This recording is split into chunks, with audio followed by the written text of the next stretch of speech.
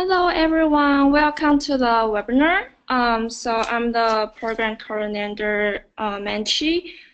Today I'm happy to have Howell with George and Jasmine and Iman to talk about Google AdWords. So before we get started, feel free to leave your question in the chat room. I'll be coordinating for that. Also, we will answer questions at the end. Feel free to type your questions unless it's something urgent, and we will have someone to answer for your questions. So without further introduce, let me introduce my coworker, Iman. Let me see. Okay, here you go, Iman. Great. Good morning or good early afternoon, everyone. Thanks for joining us. Today we're really excited to have Whole Whale here to present on Google AdWords Grants for nonprofits. They will go over basically the following questions that you'll be able to walk away with at the end of the seminar. What is the grant? What is the Google AdWords Grant, and how should you and why should you apply for it? How you can use the grant and set up your account, and most importantly, some tips and tricks to make sure that you're maximizing the impact that your Google grant can have. So we're really excited, as Manchi said, to have George Weiner, who is the CEO of Whole Whale. Whole Whale was one of the first folks to complete a fully online course to help businesses and especially nonprofits to maximize their AdWords grants. And Whole Whale was founded in 2010 and has worked with over 50 nonprofits since that time to help them increase their impact and awareness. Joining George is Jasmine Kudrow. She has the role of digital advertising manager at Whole Whale and has been instrumental in helping the Whole Whale team and the specific nonprofits that she works with to maximize their impact. Whole Whale runs different workshops and conferences throughout the year, and we are really pleased to have them here today. I also wanted to remind you that Great Nonprofits runs their top-rated awards throughout the year. So we're in 2017, and our top-rated awards will be announced in November. Our 2017 open date ends October 31st, but we really encourage you to start and gather your reviews early. The way we work is you can get 10 stories or reviews at a 4 or 5-star rating, then you become top rated. And our top rated list and the press around that list is distributed to over 20 million every year. So it's really a good bonus for everyone at a nonprofit to try to get as many stories and reviews as possible. Thanks again. I'm going to hand it back to Manchi. Okay, so I'm going to introduce George. Okay, here we go, George. All right, I should be, hopefully, showing my screen, and hopefully everyone can hear me. Thank you, Chi. Can you hear me all right? Yes. And I think I'm still waiting, unless you can see my screen right now, waiting for you to give me the access to view. Okay. Great. Show my screen. Alrighty, it seems like you can see my screen and you can hear my voice. We're checking all of the boxes. The internet gods are being kind so far. So yes, my name is George Weiner. I'm the chief whaler of Whole Whale. I am really excited, also here with Jasmine, to be presenting this topic to you because Whole Whale to date has spent over $5 million of the dollars from Google AdWords, which is awesome. Jasmine, why don't you do a quick intro for yourself and we'll get going. Hi everyone, my name is Jasmine Cordu. I am the digital advertising whaler here at Whole Whale, and I'm excited to talk to you all about Google AdWords. Great, so here we go. What we're going to cover today, the why and what of AdWords, applying for the grant, setting up and maxing the account, advanced tips and tricks, and finally questions and answers. As you know, though, you can constantly be asking questions in the chat and in the questions section for this webinar, and we have somebody standing by. So we are going to start with why AdWords. Hopefully the 500 plus people that signed up understand some of the basics, but I like to make sure that we are talking about the same thing. Google AdWords is the search advertising interface for when you do any type of search, the type of ads that show up. I'm going to be using an example of Power Poetry for many of these as I go through many of these examples. We're talking about the $10,000 in free ads every single month, use it or lose it. And this is helping us meet users at the moment they're looking for something. And so if I'm Power Poetry, an organization focused on helping teens create more poetry for the sake of literacy, safe place online to share their work. Look, if someone's searching for poetry for teens, we want to show up, and there we are. You'll see this little thing, ad, and then ads on the side. The ads on the side have actually been since removed, so we're really talking about this top area where we see ad, and then we get the exact paid for through the Google AdWords Grant ad for Power Poetry. In other words, it's free dollars to spend on anything that's related to your cause from a Google search term. Free money. So that is about as clear as I can make it. Thank you. Thank you, Drake. How Power Poetry more specifically used AdWords, though, their site, powerpoetry.org, is able to drive traffic for all types of search terms. So we're not just thinking about people searching exactly for the topic, but around the topic. So how to write an ode poem, for example, that would be maybe an assignment a teacher would give a classroom of young people. They would type it in online and then end up with Power Poetry. Or let's say I'm madly in love with somebody and I want to write them a love poem. Well, you're going to get searches for love poems for him or for her. And in this case, again, Power Poetry is showing up. If we're trying to attract teachers that are teaching poetry, well, poetry lesson plans is something that they're going to type in, they're going to end up clicking on, and then going to Power Poetry to find those resources and join the community. So you begin to see the possibilities expanding as you think about what people want and need surrounding the concepts of your organization. But I'm a data guy. Here are some numbers. Power Poetry has spent over to date $1 million in AdWords, which has led to about 960,000 sessions, of which roughly 6.3 ended up converting to some sort of goal on the site. And you see this growth over time. So this is very real. You can use it for many different types of organizations, and I'm just showing you one.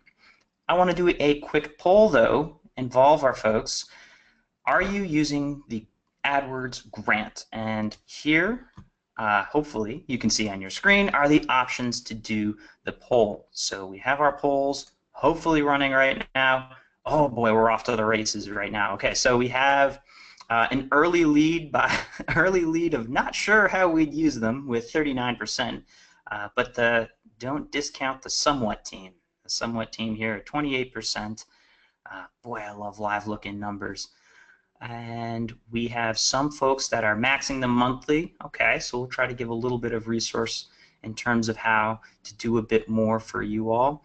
But glad to see a lot of the not sures and the bravery there. Thank you for your courage in terms of not sure how we'd use them, because we're going to give you a lot of different ideas for how to use the AdWords Grant in order to, again, drive that impact. Okay, so we closed it. Oh, all right, officially, not sure, and then somewhat. Brilliant.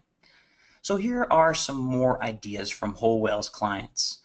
Global Giving, great organization for guiding donations to causes that matter, capitalizing on current events. So for example, when there is maybe an earthquake or natural disaster, they want people to be able to find that in the moment of need, to be able to click and make that donation, and they want to show up at the top of that list to guide donations to the right nonprofits and send those donations.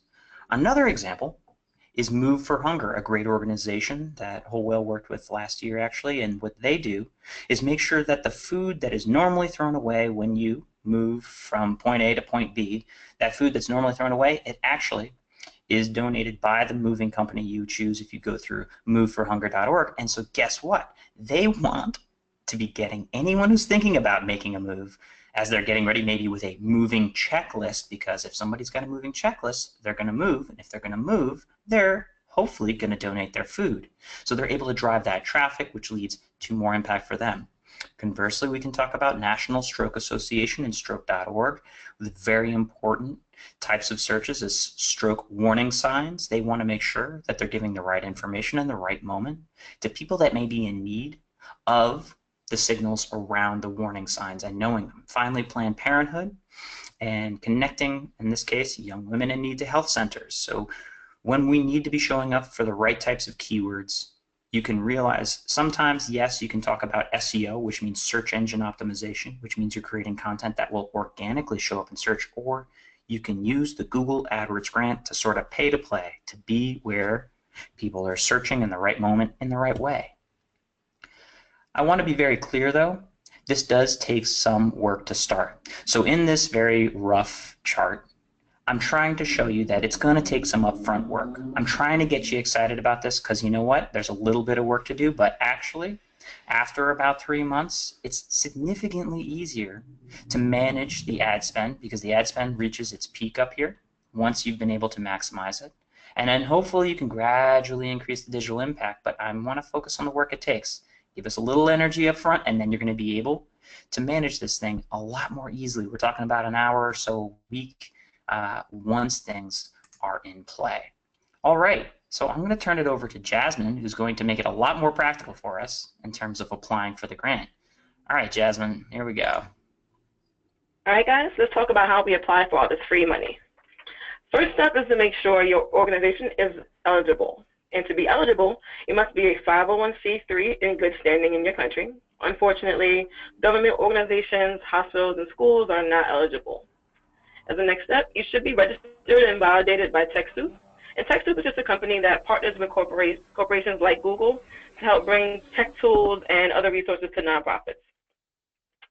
Next, you must agree to Google's required certifications regarding non-discrimination and donation receipt and use, which basically just ensures your org is not using discriminatory practices or misusing donated funds. And lastly, you must have a live website with substantial content. So not just one single landing page with a little bit of text on it. You must have a few pages built out and some substantial content. Next step is to apply, well, to register with TechSoup and acquire your validation token. Then you'll apply for the nonprofit program and get approved, which normally takes up to 48 hours, sometimes much less. You'll set up the campaign and you'll submit it to Google for review and for approval on the grant.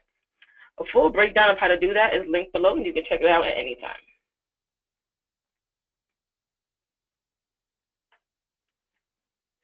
Here's just an overview of what the application looks like. Once you enter your validation token that you acquire from TechSoup, you'll be prompted to go to a page where you'll just put in your contact information, you'll agree to the terms, and submit your request.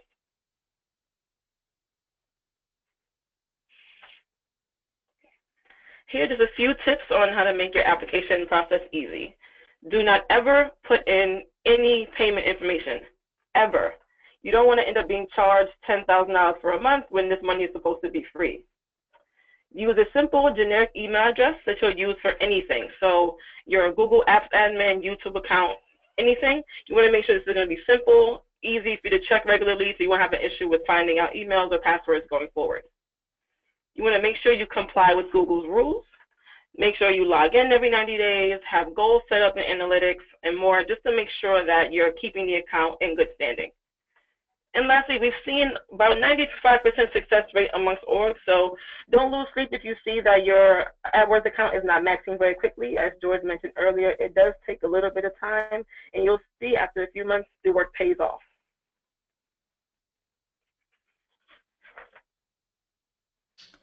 All right, setting up and maxing the account, and feel free to toss in questions. I see some starting to come in. We can definitely go through a lot of these as we move along.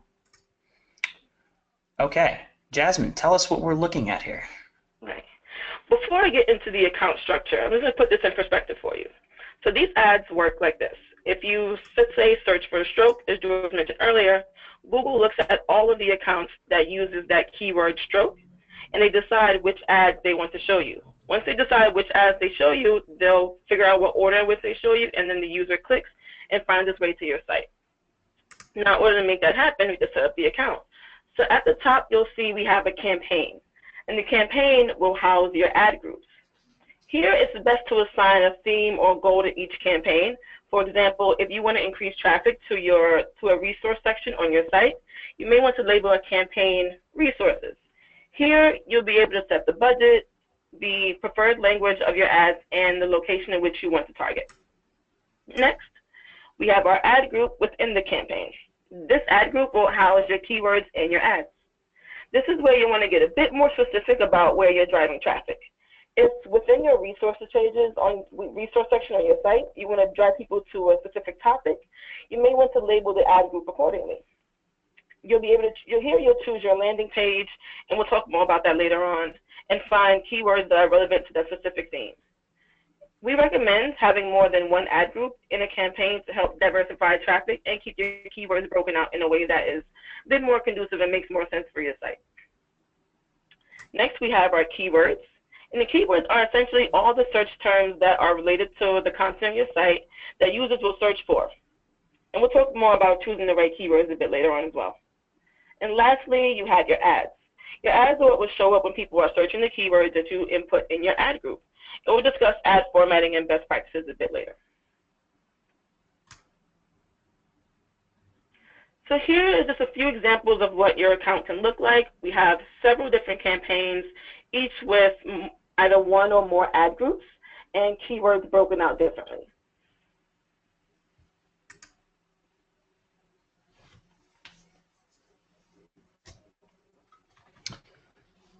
Some lingo you should know is looking at a high level clicks, because we're using some of these words pretty quickly, so we just want to make sure you understand. Clicks, you kind of get it, you see the ad, you click through, so the number of times someone clicks. The impressions, it's the total number of humans that see your ad, and so that's a high level number. We don't really love that for a kind of KPI, a key performing indicator, but it gives you an idea of the volume of people that are seeing it. The CTR, super important here. This is just clicks over impressions. This is the click-through rate, and we always want to be increasing our click-through rate. We want more clicks over impressions. It's a signal that we have a higher quality ad relevant to the keywords that we're going after.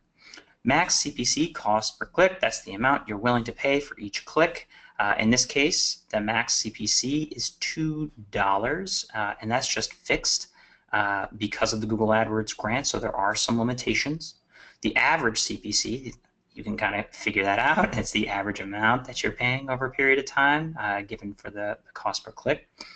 Average position, so this is a count from 1 to 10 that indicates where your ad is showing on the search page. The position for ads, it is a little bit different, but you can see that 1 is good, it shows relevance. You can't necessarily pay for position. It's a little bit of a misnomer that if you're really trying to focus on quality. And so you're being shown in relevant position based on a number of factors, which brings us to Q-score. This is a number that indicates the quality of your keyword, ad group, and ad in the context of what you're advertising for. So if you're sitting there wondering, well, wait a minute, I'm sure there are a lot of searches for free used car. Why don't I just put my ads there? You'll find out very quickly that your Q-score, the quality score, the relevance score of putting your ads, say I wanted Power Poetry to show up on the free used cars, would probably not even show up because the relevance of the ad, keyword to landing page doesn't fit. And if it doesn't fit, it is not going to work. Alrighty, let's get into some of these goals. We're talking about choosing your digital goals. As Jasmine said, one of the requirements is that you have Google Analytics goals, or at least one goal in place, meaning we're tracking something that really matters on the site when it comes to a user doing some type of behavior. So for Power Poetry, in that case, it's very clear we want young people creating new user accounts. We want young people creating new poems, as well as some other things. So here are some ideas. If you're saying, well, yeah, sure, easy for you, here are some ideas that may help you. in general, any sign up for a newsletter, that's a great goal to have because the number of people that you have the permission to talk to is probably a good thing because those are the people that you can follow up as volunteers or donors or engaged with different campaigns. Maybe you're having people sign up for a petition or text alerts. Pretty much any input form you have can and possibly should be tracked as a goal because it's showing some sort of engagement from that user. So if they're uploading or applying for a program, watching a video, sharing an article even may be a metric that you want to track. Prevention information if there are key pages, for example, going back to stroke.org, well, in their case, they really want to know if someone spent maybe 30 seconds learning about how to maybe prevent stroke or the warning signs of stroke. Hopefully this is giving you an idea, and I put this last because this is probably the first thing most of you may be thinking about. I'm not pointing fingers, I'm just saying, yes, you can track the make a donation, but there are many steps that happen prior to making that donation. And I also want to put a little disclaimer here that if you're thinking about this holy grail of Google AdWords Grants as finally I can just put ads out there for people that want to maybe donate to a charity and I want my ad to show up there, guess what? There are not a lot of folks with like 20 bucks in their pocket searching the internet, hounding for results to finally give their money to. It's not like a real great way of using the AdWords grant. By all means, please make sure that you do have some ads running for make a donation to your social cause and even your organization. However, the majority of the money will not be able to be spent on that sort of donation targeting. You really want to be thinking, going back to this, as using AdWords as an acquisition strategy maybe for your newsletter or the number or increasing the number of people that care about your organization so that you can nurture them over a period of 9 to 18 months to then maybe give that donation. So think about that relationship, and there's one of my disclaimers. I can't claim it's going to be my last. I kind of get animated by this stuff. Alrighty, picking a landing page. We were just talking about this. This is the first page that a user, in this case, a search clicked ad traffic sending user, right? Someone clicks on the ad, goes to the landing page. Does it contain the keywords? We want it to be relevant. Remember that, used car example. You're not going to get very far if the ads don't match the keywords, don't match the words being used on the landing page of your site. Next, is it a good user experience? We can dive into this a bit more, but if it is a junky page that doesn't have a clear call to action, meaning what is the user gonna do when they land there, must be answered immediately. And finally, does it drive that meaningful user action that leads to maybe the next step of impact for your organization? So here are some examples that we can look at. One is a disaster on the side here. This teacher expressed, like, I dare you to look at this page and decide. I mean, I'm being extreme, but there's no way on earth you know what to click here. It's jam full of links and keywords that are sending you all over the place, and the biggest thing here is this nondescript bizarro ad. However, conversely, on the right, Breakthrough TV, fantastic organization, making violence against women unacceptable.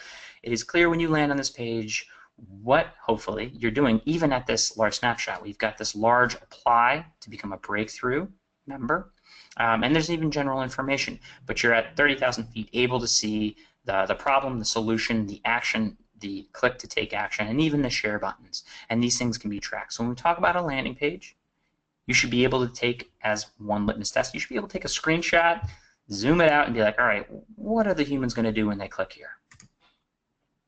All right, Jasmine, I'm going to turn it over to you for finding great keywords. So now that we've identified our goals and we've chosen the best possible landing page for our ads, now we're going to talk about finding great keywords. First, we're going to start big picture. Figure out who you're talking to and how do people search for your topic. You want to make sure you're choosing the right keywords that people will actually use. Your site is the answer. But what is the question your users are asking? Frame your keywords around questions you think users are going to be asking to figure out how to get to the content on your site. Think long tail keywords. So here you'll see poems about the environment versus poems. Poems alone is just way too broad, and there are so many different sites that feature poems and poetry. By narrowing it down a bit and saying poems about the environment, you're now distinguishing your site out of the entire pool of people whose sites house poems, and now you're putting yourself in the forefront to these users who are searching for poems.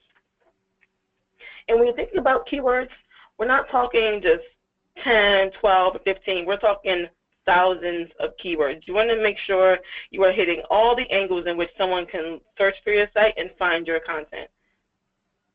Yeah, I'll just jump in and say I think this is another big misnomer that you first wander into the account and you're like, oh my gosh, it's going to take me forever to do thousands of these things. Fortunately, there are tons of tools and a keyword planner tool that lets you add a bunch of those relevant keywords into there. So there's ways of doing it, but we just want to set the standard in your mind that we're not looking at dozens, it's thousands. All right. So Jasmine, do you want to explain? Actually, I just mentioned the keyword planner. Why don't we talk a little bit more about that? Sure. Now, we know that trying to find thousands of keywords is a bit intimidating, but there's great tools such as the AdWords Keyword Planner that will help you find a lot of keywords in a short amount of time. But AdWords Keyword Planner, what you'll do is you'll type in insert a phrase or insert your landing page, and it'll be able to generate a list of keywords that they feel best relate to your site. Here, you'll be able to kind of be able to brainstorm, okay, how are people thinking about the content in which I want to show them, and what are the ways in which I can frame it. The keyword planner will help identify all the right keywords for your ad group, and it will allow you to see the search volume of each keyword and the suggested bid for each keyword. Now, as we mentioned earlier, the max bid for each keyword for nonprofits is $2. However, it's good to kind of get an idea as to see what other people are bidding on that keyword, so you know how effective that may be for your ad group and your ads. Okay. Another way to sort of generate some ideas is by going into the google.com/trends, which gives you generalized search data for different search terms, phrases, and you can compare them against each other and over time. It also helps you get some ideas around the mindset and relevant searches that may be happening around the topic. So how to write an ode versus how to write a sonnet. We can even see that, oh, interesting, there's higher traffic for how to write a sonnet. Maybe we want to go after that long-term keyword. Actually, this is a good idea. I'm going to make this note for myself because we haven't, at least from an SEO perspective, gone after that. Learning something every slide. Another way to look at this is actually looking at keywords in your backyard. And so I was just playing around this sonnet. We can actually go down, and I'm going to explore it a bit more. The Google Trends shows you the top queries around sonnet poem, a sonnet poem, oh, a Shakespeare sonnet. So maybe we have something that is relevant to Shakespeare that we can create on content. And now I can go back into that AdWords Keyword Planner, which is baked into the AdWords tool inside. Once you're logged into the Google AdWords interface, it's baked into there. So once you get this like concept query, you can toss it in and it generates literally thousands of other keywords that you can just click and toss in to your overall ad group. Another thing to do is looking at your own site's organic keywords. You heard me mention before the word organic and SEO. That's search engine optimization. That's the type of content that is unpaid, right? Someone searches in Google and they come up with search results that are relevant to your organization. They click not on an ad, but actually on the results, and they go to your page. Well, all of those are actually saved if you have Google Analytics, a free web tracking tool from Google. If you have Google Analytics set up and configured properly on your site. Whole Whale actually has a lot of resources on this, and so I'm going to rely on Meredith to just post a quick link if you're saying, why does he keep saying Google Analytics? I don't understand this. We've got tons of training on it because that is where you figure out what people are doing on your site. In this case, I'm showing you the acquisition campaigns and organic keywords that are coming into the site, and you see paid, and then you can see organic, which means kind of like, you know, organic carrots. They're coming right out of the ground. They're coming right off of the internet, coming directly to your site. You want to ignore the not provided and be able to then look at how your site is naturally indexing. And so you can amplify some of these things. When you see the ode poem, and you saw me talking about how to write a love poem, you can help amplify some of the keywords that are already coming to your site because you know that there's already relevance there. Next, we can also look at our own content. We can look through our content and our resources and say, oh, we can give a boost to maybe our poetry terms and build up people searching for the definition of an allusion or an alliteration or anthropomorphism and a number of other alliterations of a. For this point, you want to also think about not just randomly spraying traffic around, but thinking about how is it going to be that people are going to convert. And so you notice on every single page of Power Poetry, we always have the login and the add poem. I've seen some people use their own content around blog content, so maybe there's some new topical news posts that you're coming out with. You can use this as an amplification tactic. And as Jasmine said before, you can grab that URL of whatever the page you're on and toss that into the AdWords Keyword Planner. And it will generate words for you that are relevant to the page. So kind of doing your work for you a little bit. All right, Jasmine, why don't we talk about the anatomy of an ad? What are we talking about here? All right. So here we have the anatomy of an ad. It starts with a headline, a body description, and display URL. The headline is the attention grabber. This should be simple and to the point, lays out what are you trying to advertise, what do you want people to know about this ad.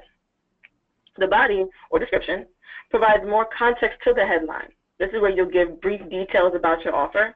And here is where you want to include 1 or 2 keywords so the user knows this is the most relevant ad for their search. And lastly, you have the display URL. And here, what you don't see is also the destination URL, which doesn't have to exactly match the landing page, doesn't have to exactly match the display URL. So your destination URL, which doesn't show up, is the landing page for that ad. And the display URL can be anything you want to be here. So it must be your domain, and you can try to kind of test backslashes or adding in other content here that will further show the relevance of that landing page. Yeah, I'll just jump in and say that you'd be shocked at the difference of like maybe even removing this www and capitalizing the P would do to click conversion rate. And if you're thinking, oh my gosh, you have to be kidding me, you're splitting hairs, we're talking about tens of thousands, hundreds of thousands of impressions. And so little tweaks over time can make a big difference in click-through rates. There may be also somebody thinking this question, wait a minute, what if I have multiple domains? It is possible. It is possible if you register it properly. And Meredith, giving you tons of work, Meredith, can you post how to add an extra domain or some link to doing that, because you can actually register another domain assuming that your nonprofit actually owns it. You can't just choose random domains on the internet. You can't just choose, say, oh, I'm going to just send ad traffic to my Twitter account because you need to have it registered with the account properly. Okay, how do we write awesome ads? Writing ads doesn't have to be as intimidating as it seems. Some of the best ways to write your ad are to include questions. Questions tend to work well. They make users curious and entice them to click in and find out the answer. Capitalization can also help capture users' attention and will be something cool to test out on your ads to see if lowercase or capitalized lettering makes a big difference. Social proofing, or what we like to call FOMO, can be used to your advantage. Make people feel like they're missing out if they do not engage with your org. See what's try the competition and see what's working for them, and try it out for yourself. If they seem to be getting a lot of traffic or a lot of views on their ads, see how it works for you. Appeal to emotion. People like when you appeal to how they feel. Try writing out, imagine a world without child hunger. People want to know what a world without child hunger would be like. So try out appealing to their emotion and see if that works for your org. Mix it up with numbers and other symbols. Numbers grab attention and can help your ad stand out from the rest. If your org has great stats that you want to share, this would be the best place to put them. And If you see to the right, we have a Cosmo magazine. Cosmo does a great job of using capitalization and different symbols and catchy headlines to draw in attention. They sell millions of copies, so they must be doing something right. Great. Some advanced tips and tricks, and just since we mentioned spying, I'm going to show you a live look-in on a tool called iSpionage.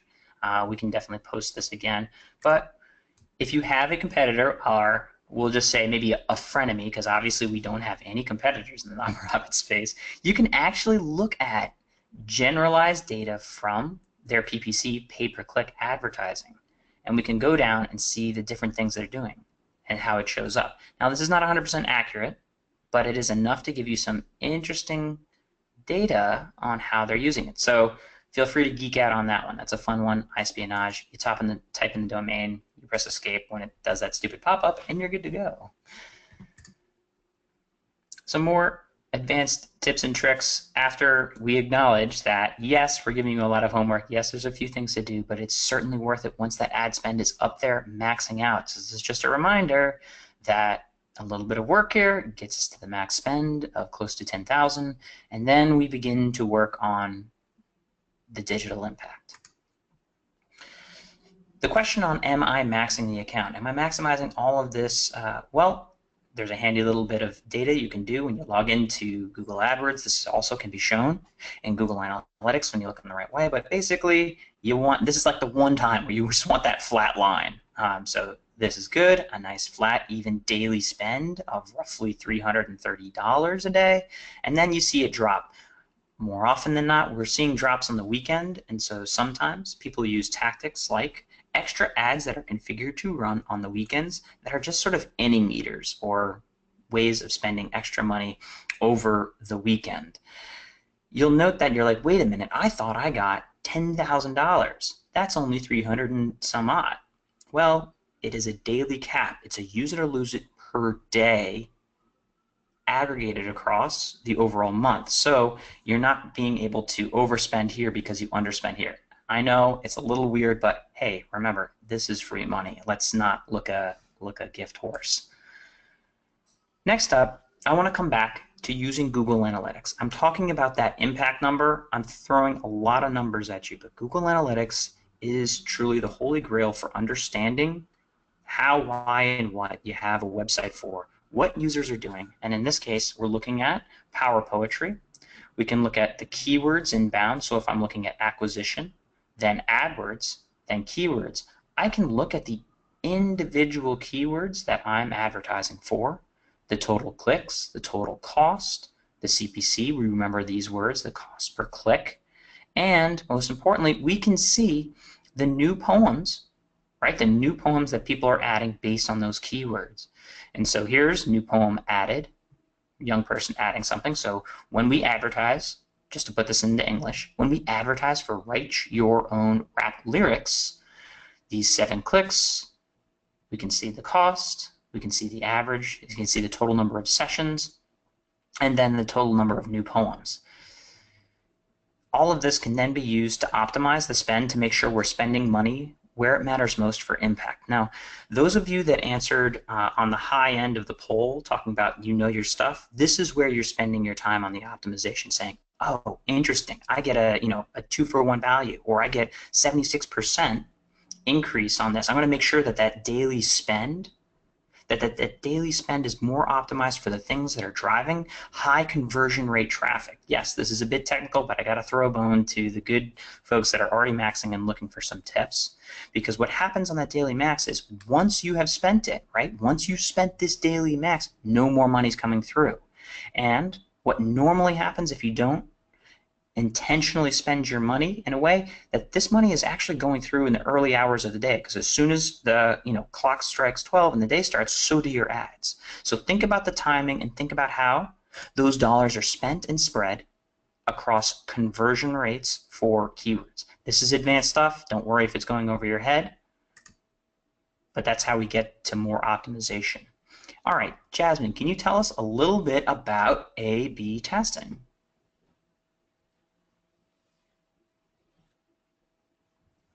Unless. So A/B testing. Okay. Absolutely. So A/B testing is a great way to see which ads are performing better out of the entire pool. So A/B testing lets your users tell you which ads are performing better. Here we have both Power Poetry ads advertising the Poetry Scholarship. You'll notice that they both have two different headlines, one saying Poetry Scholarship on its own, and then one saying Open Poetry Scholarship. One's asking if students are broke, or do they write, do they want to win some cash to get a scholarship. Next one, asking kids, do you need $1,000? Of course, everyone needs $1,000. And let the students know how to win this money by entering a poem and seeing if they're going to win. Now, I'm going to ask you a bit of a trick question. To determine which ads perform better, what metric would you look at? I'm going to launch a bit of a quick poll and see what you guys say. I don't know if do we have a poll for this? Oh, we have a poll for this, Yeah, we have a poll for it, yeah. Oh, boy. Are we launching the poll? I can't wait. Alrighty. So, All right, waiting for some numbers to come in. Just think about it. If you have ads running, what were the type of numbers you might see, you might look at to see which ads are performing better than the others? We have CTR, which is our click-through rate. Well, I'm getting a message saying we're having a bit of a poll issue. So I'll actually make this more interesting too, because I happen to know what the next slide is. And in this case, I think you may be looking at it. I want your gut to sort of take over and be like, which of these ads do you think has the higher number, is more effective, we'll say? Do you think it's this first one, or do you think it's the second one? The second one's using dollars. You know, it's talking about entering a poem. Both are talking about scholarship. Which do you think is actually going to perform better? So in this case, we have which metric would you use? The poll. Sorry, I'll go back. In this case, the keyword scholarship actually performs better, which I don't know if it surprises you or not, but sometimes it is not what you think, because when we show you the 1.98% versus 1.33%, this is the reason we test A versus B. We create two ads for all of our groups in order to tell which is going to perform better. And this is a significant difference if you're talking about an ad over time, which is why we're testing things in this way. So, though the poll didn't work, the net result of this was CTR, click-through rate, right? We don't really care about how much we're spending. I could entertain the argument for conversions, though oftentimes we don't necessarily see the conversion data directly in that type of time frame well enough, especially if we have something that is a harder or lower number on conversion. So the CTR is that first number that we are looking at in order to compare ad A versus ad B. Okay, so you may be asking yourself, oh, actually, Jasmine, did I miss anything? Did I forget a point? A bit. So I wanted to, with that poll, I wanted to touch on that sometimes your ad may have a higher CTR but lower conversions, and the ad with the lower CTR may have higher conversions. In this case, which I've seen before, you just may want to use your best judgment and try to play with the ads and incorporate, make a new ad and incorporate language from both of those ads, since you saw that they both were performing well.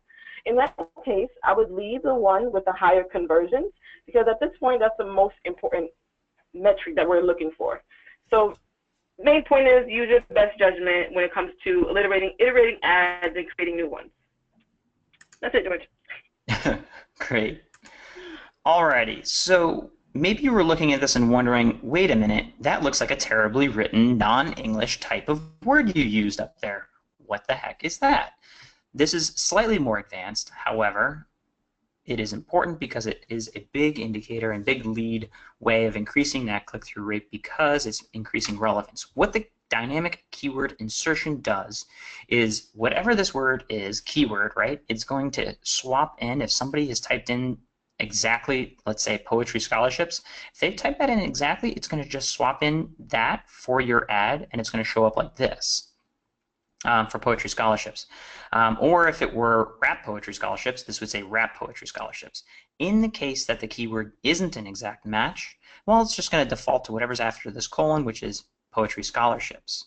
And so in this way, you can have a high amount of relevance. And if you were ever wondering, oh my gosh, how is this ad so tailored to me? Well, that's why.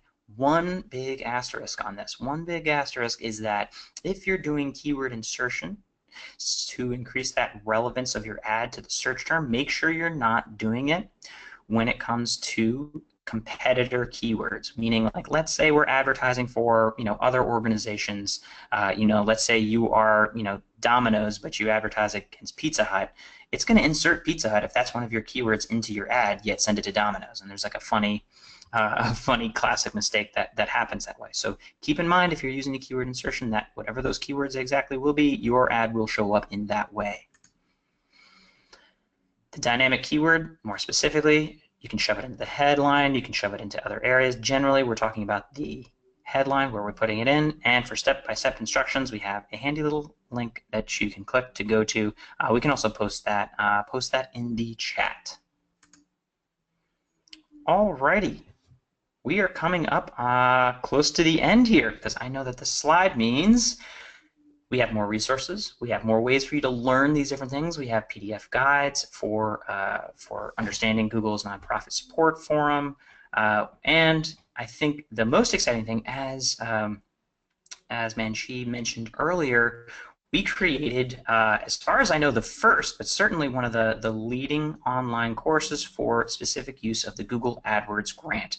It's 3 delightful hours of us talking about the various elements, the ins and outs, obviously the tons of things we didn't get a chance to talk to on this webinar, and it's normally $120, and it is free if you use this WWU webinar code, and that's wholewhale.com/university. Use this code. I will warn you that we're going to turn this code off probably in about 60 days because, well, we don't want it wandering the internet. So much like the Google AdWords Grant, this is a use it or lose it situation, and we're really excited to be working with great nonprofits. We're really excited that you did take this time, and we can, I think, move into some Q and or A. I think we can do the A. So maybe I can ask Meredith or Manchi to shout some questions towards us and see if we can't answer them. Hello, so Ayman will be asking the questions. Here you go, Ayman. Great. George, our first question is, our organization was accepted as a Google nonprofit 5 or 6 years ago, but we never used the AdWords grant. Do we need to start the whole process over again? Yes and no. If you did it 6 years ago, chances are you probably didn't go through the google.com/nonprofit route. If you did, you may have already a jump start, but for all intents and purpose, I would say start from scratch, try to log in with the original sort of email I think you used maybe to that Google Nonprofits interface and go through that process again. Great. Thanks, George. The next question I see is, can we use AdWords to promote open jobs at our nonprofit? As long as the jobs are posted on a /jobs page or on your own domain site, that's a very, very interesting tactic that I have never thought about before. So yes, you can put those keywords in there and make sure it's relevant to the page you're sending them to for that.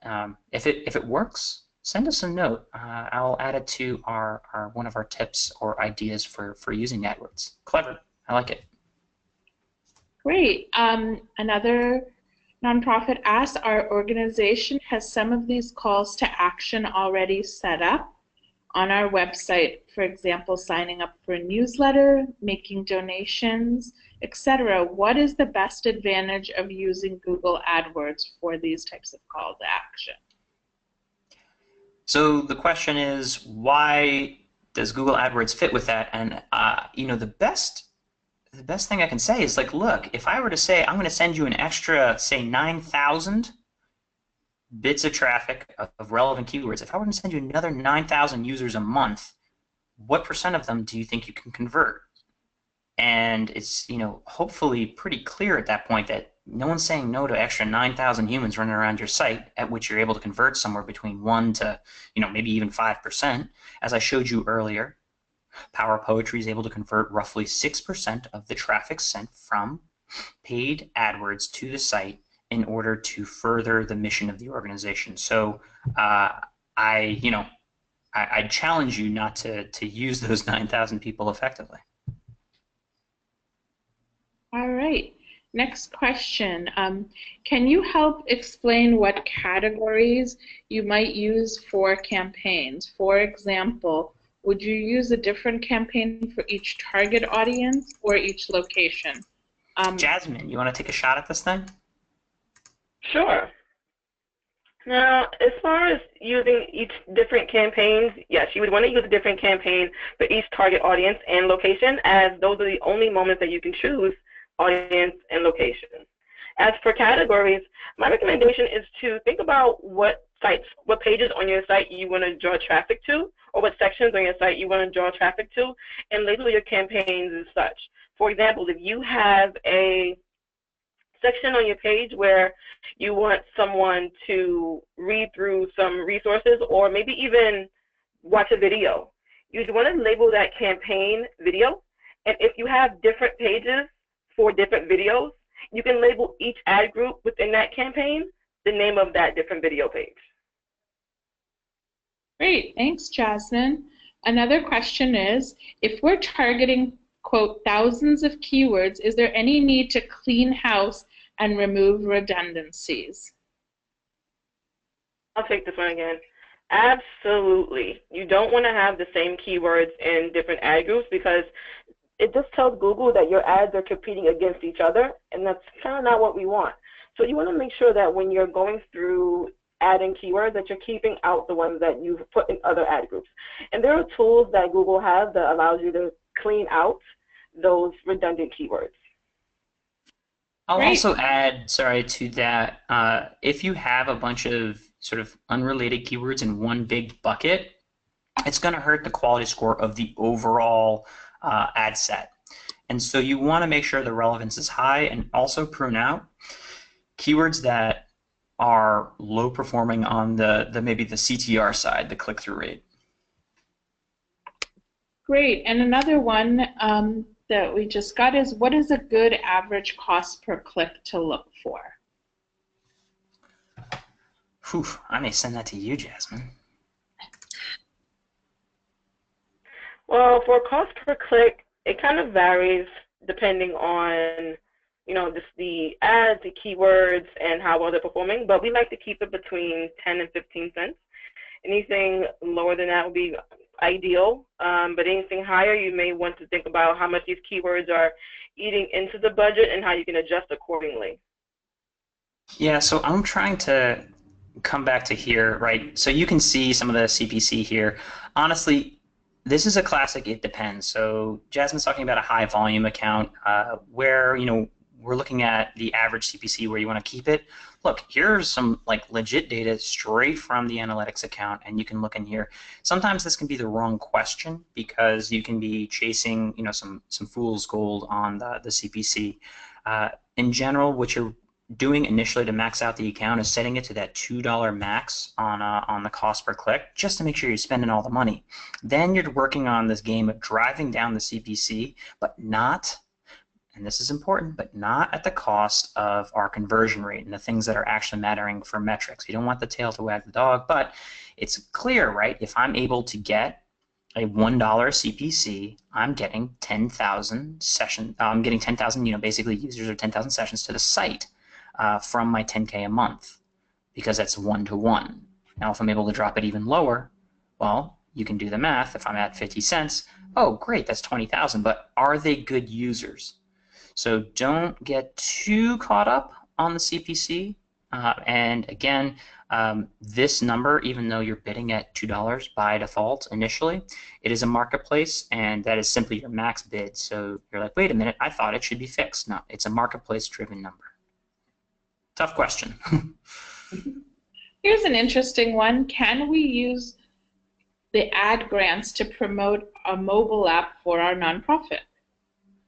Ooh, boy, I hope StoryCorps just asked that, because I think they should be using that hand over fist right now. And if I guess that right, I deserve a kudos. Anyway, yes, yes, you can. Oh my gosh. So think about it. Like, let's just abstract this. I'm selling a widget. Okay, I want people to buy this widget or engage with this widget. I can create a landing page on my site, powerpoetry.org/app, and send traffic to it. Oh my gosh, we have jobs. I can create a landing page on PowerPoetry, powerpoetry.org/jobs, and then create ads and keywords around it. And now I can fill in the blank. What do you want to accomplish?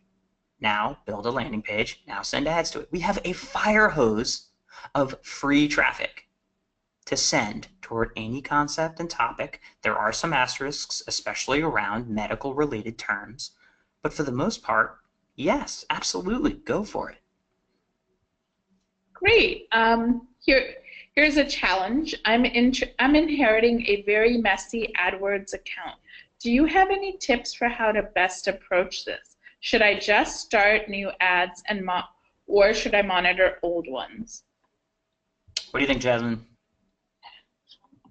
I think we should start at the campaign level and figure out, are the campaigns built out in the best way possible? Make sure all your ad groups are in relevant campaigns and they all relate to each other somehow. And from there, you can weed out which keywords and which ads are either not performing or are worth turning off. And from there, you can create new ads. So always start from organizing the campaigns. Make sure all your landing pages are correct. Make sure the pages you want to draw traffic to are correct, and then work your way to the ads. I'll also say that you can rename old campaigns, and the reason why you may want to give an extra nod is because there's a bit of history, right? Data continuity built up in those campaigns. If you start from scratch, look, you're going to lose a lot of the history there. Sure, you can go back and look at it, but if at all possible, reframe the campaign, and as Jasmine said, refine the ads and keywords that are then bucketed in there. Great. And the next question is, other than dynamic keyword title, what should I know about using a competitor as a keyword? Oh boy, a competitor as a keyword. Look, it is sensitive ground you're treading on because there's the inevitability that they're going to figure out that you're advertising on their keyword. So it depends on your relationship with them, and every now and then we get that call because sometimes this just accidentally happens. That if you're putting in relevant keywords, you're going to get the Susan G. Komen of whatever you're talking about in there on the list. Now, if it is a massive like a Salvation Army and they're like, we don't really care, but you can toss it in there. It depends. Come back to the relationship. Yes, you can physically do it, but tread carefully because it's technically public. Great, and I think this will be our last question as we're coming up on the hour. For bid strategies, do you recommend manual CPC, enhanced CPC, maximize clicks, or what? Oh boy, it's a classic "it depends" situation. I don't know, Jasmine. What is your answer to this? I would agree it depends on the situation, but from what I've seen, I would normally go with enhanced CPC, especially if you're working with a nonprofit, because with the manual CPC, I mean, we're stuck at $2, so we really can't move too much from there, but I think giving the enhanced CPC is worth a shot. Great, thanks Jasmine and George. Since we have about 1 minute left, Manchi's going to talk a little bit about wrapping it up and also what we can do with any unanswered questions. Thank you guys so much for participating in this webinar. We have tons of questions unanswered because they are all great. So I have a question for George. Would you mind answer those questions after the webinar? Sure. Yeah. Happy to stick around. We can do that. If you want to run this longer, we got time to answer some more questions. They're fun. Okay. Since the time is up, would you mind I send those questions to you and maybe you can reply them later? Sure. We'll do a summary of those questions, and what we can do is maybe email them out to the group. That sounds perfect. Do you guys do you have anything you want to add up before I end the webinar?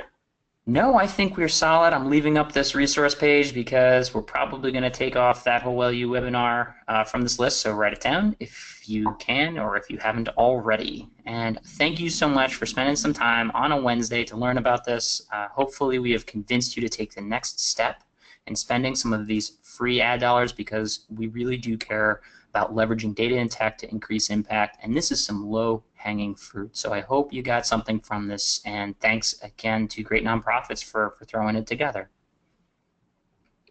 Perfect. Thank you again, George and Jasmine, and thank you everyone for attending. We so appreciate your taking time to learn and grow with us.